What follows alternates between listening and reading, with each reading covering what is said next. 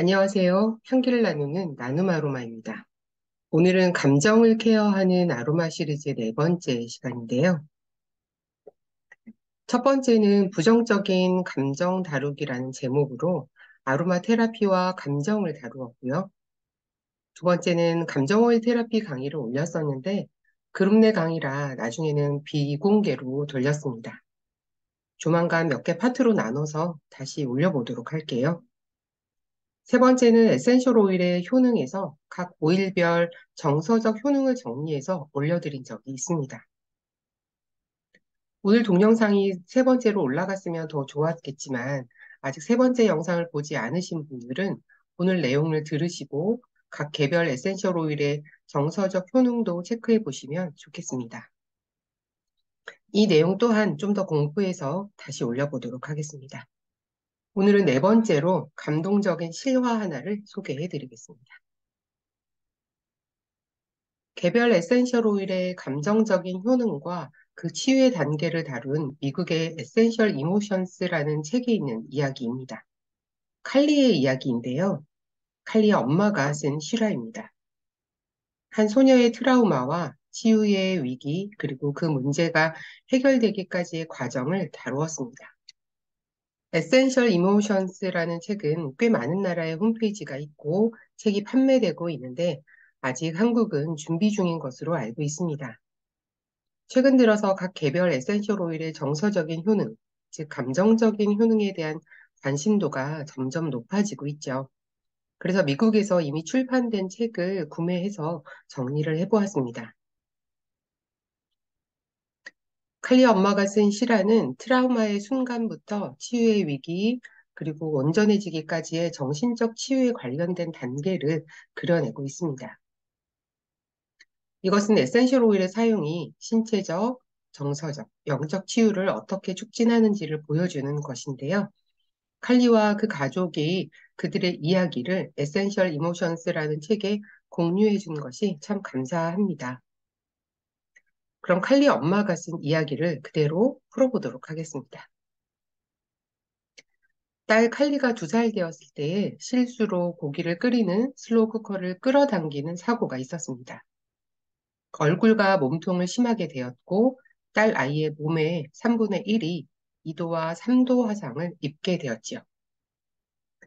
한 달 동안 칼리는 특수 화상 치료실에서 지냈고 심각한 화상에 수반되는 심한 통증의 마비를 위한 다른 약물들과 함께 마약성 진통제를 처방받았습니다.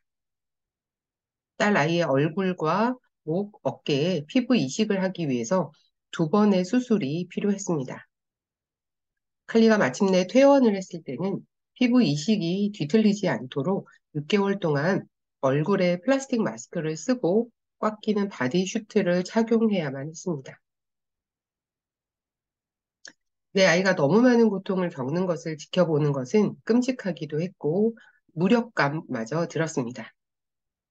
칼리는 화상 부위에서 죽은 피부를 제거하거나 물리치료를 받는 등 고통스러운 과정에서도 최선을 다하는 강한 아이였지만 고통과 트라우마가 너무 심할 때는 정신적으로 본인과 우리 가족을 떠나 있음을 알 수 있었습니다. 텅 빈 눈에서 그것을 볼 수 있었는데요. 처음 느낀 건 처음 화상이 발생했을 때였습니다.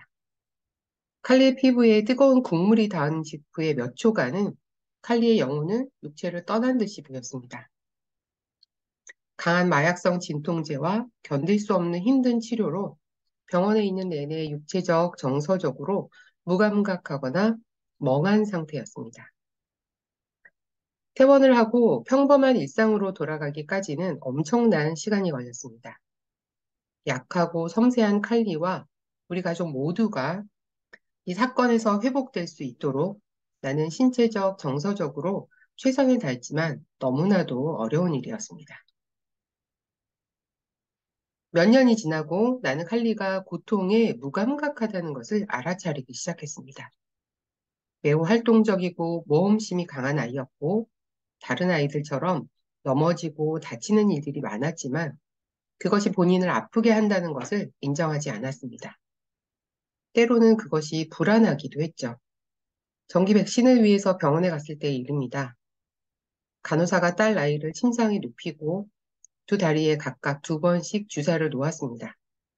그때 칼리는 신체적이든 감정적이든 아무런 반응이 없었습니다. 아주 무감각했죠. 칼리는 종종 상처나 찰과상을 입었는데 나중에 목욕을 시키거나 옷을 갈아입을 때까지 전혀 모르는 일도 많았습니다. 어디에서 다쳤는지 물었지만 기억조차 하지 못하는 경우가 많았지요. 하지만 화상으로 인한 신체적인 변화에 대해서는 엄청 의식을 하고 있었습니다. 유치원에 다니기 시작했을 때 아이는 머리카락이나 코트로 흉터를 가리거나 얼굴을 벽 쪽으로 향하고 걸어가면서 누군가에게서 멀어지도록 하며 흉터를 숨기고자 했습니다. 나는 딸아이에게 그것에 대해서 이야기하거나 불편한 행동을 하도록 강요한 것이 없고 아이의 생각과 감정을 공유할 수 있는 기회를 주고자 노력했습니다. 딸아이는 6살 정도쯤부터 이전에 일어났던 일들을 잊어버리기 시작했습니다. 오래전에 큰일이 일어났다는 것은 알고 있었지만 세부 사항은 기억하지 못했죠. 때로는 화상이라는 단어나 불 혹은 목욕이라는 단어가 칼리의 기억을 끄집어내는 방아쇠가 되기도 했습니다. 두렵거나 혼란스러운 눈으로 자기에게 무슨 일이 있었는지를 묻곤 했습니다. 이 무렵 에센셜 오일을 소개받았습니다. 어머니와 나는 오일과 효능에 대해서 공부하면서 칼리를 생각했죠. 헬리크리섬과 베티보 오일이 칼리에게 딱 필요하다고 생각을 해서 사용하기 시작했습니다. 그때는 잠재적인 신체적 치유에 대해서 흥분한 상태였기 때문에 감정적인 이점, 즉 정서적인 효능에 대해서는 거의 알지 못했습니다. 하지만 칼리는 뭔가 믿음이 있었고 바로 에센셜 오일이 화상을 녹여버릴 거라고 제게 말했습니다.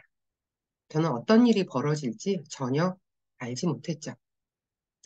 오일을 사용한 지 며칠 만에 칼리는 다르게 행동하기 시작했습니다. 가장 먼저 알아차린 건 칼리의 불평입니다.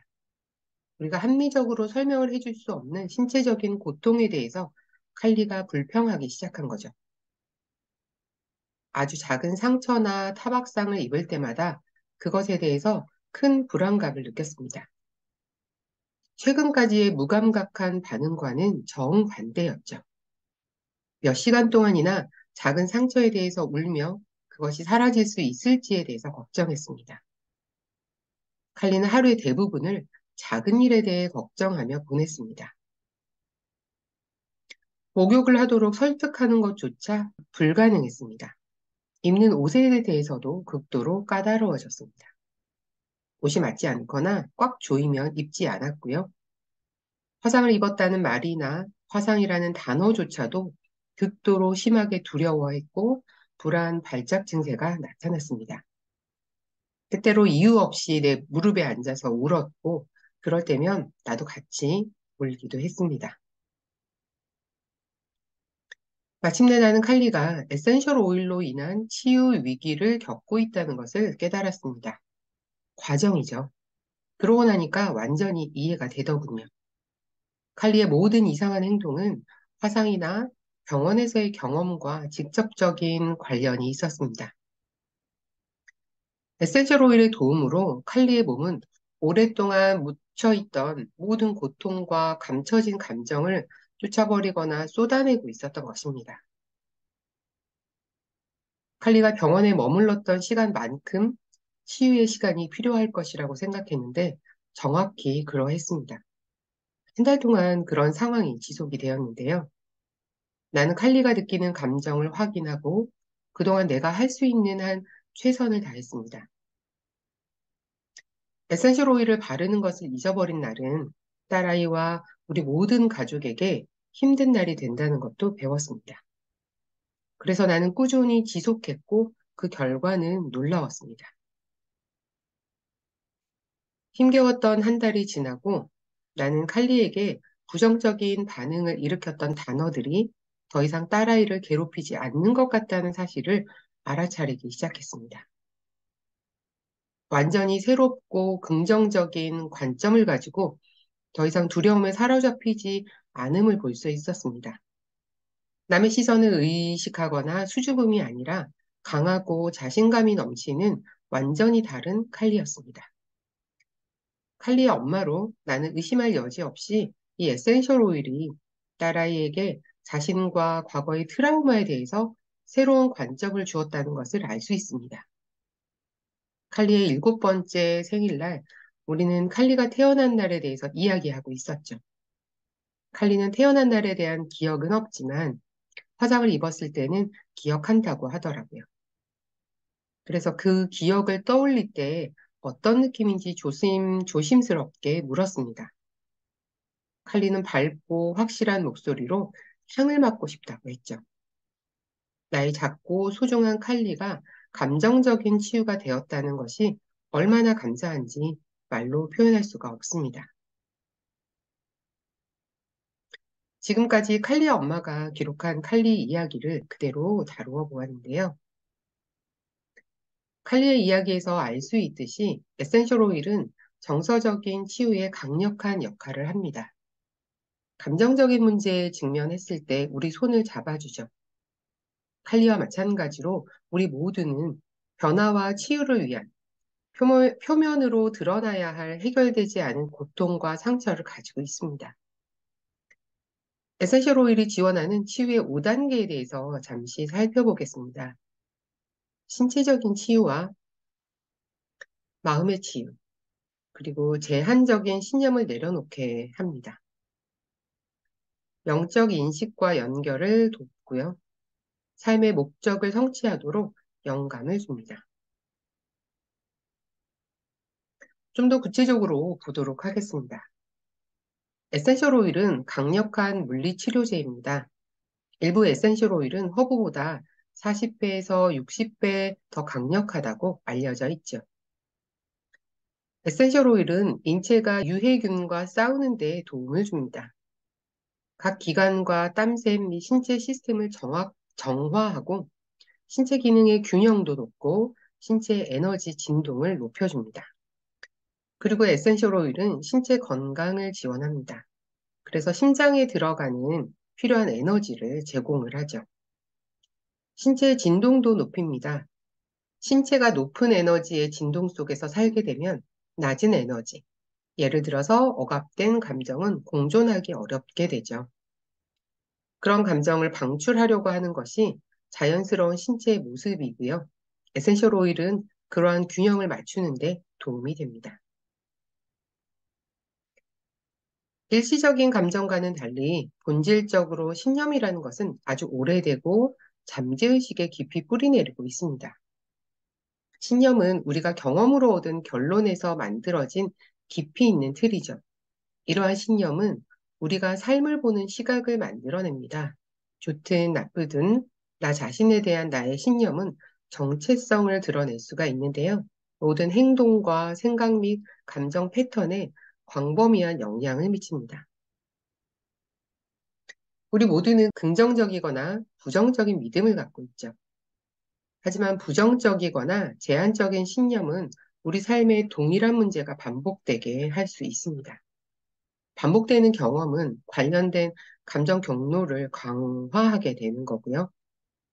이 에센셜 오일은 오랜 신념의 감정적인 패턴을 밝히는 데 도움을 주고 제한적인 신념이 무엇인지 확인을 하고 갇힌 에너지와 관련된 감정을 표출하게 하고 마지막으로 우리에게 도움이 될 긍정적인 신념으로 대체하도록 돕습니다. 칼리의 이야기에서도 살펴볼 수 있었죠. 모든 인간은 가치가 있는 존재입니다. 태어난 이유가 있는 거죠. 영적인 부분을 인정하는 것이 치유의 필수적인 부분입니다. 네 번째 단계에서 가장 중요한 것은 내가 존재하는 가치와 의미, 그리고 무한한 사랑에 대한 가능성을 인식하는 것입니다. 이러한 사랑이 우리를 치유하고 더 완전하게 할 수 있습니다. 치유의 네 가지 단계를 경험했을 때 비로소 우리의 목적과 잠재력을 완전히 실현할 수 있는 준비가 되는 것인데요. 우리가 나아가야 할 명료함과 용기를 얻는 단계입니다. 각 에센셜 오일을 사용함에 있어서 정서적인 효능을 경험하고자 할 때 인지하고 있어야 하는 부분을 소개해 드렸습니다. 정서적인 치유를 경험한 실화와 그 치유의 단계를 보면서 우리에게 필요한 부분들을 잘 체크해서 도움을 받을 수 있다면 참 좋겠습니다. 각 개별 에센셜 오일의 정서적 효능을 정리해드린 동영상이 있는데요. 좀 더 공부해서 개별로 올릴 수 있는 기회가 있기를 기대해 봅니다. 지금까지 아로마와 정서 그 네 번째 이야기였습니다. 도움이 되셨나요? 향기를 나누는 나눔 아로마였습니다. 감사합니다.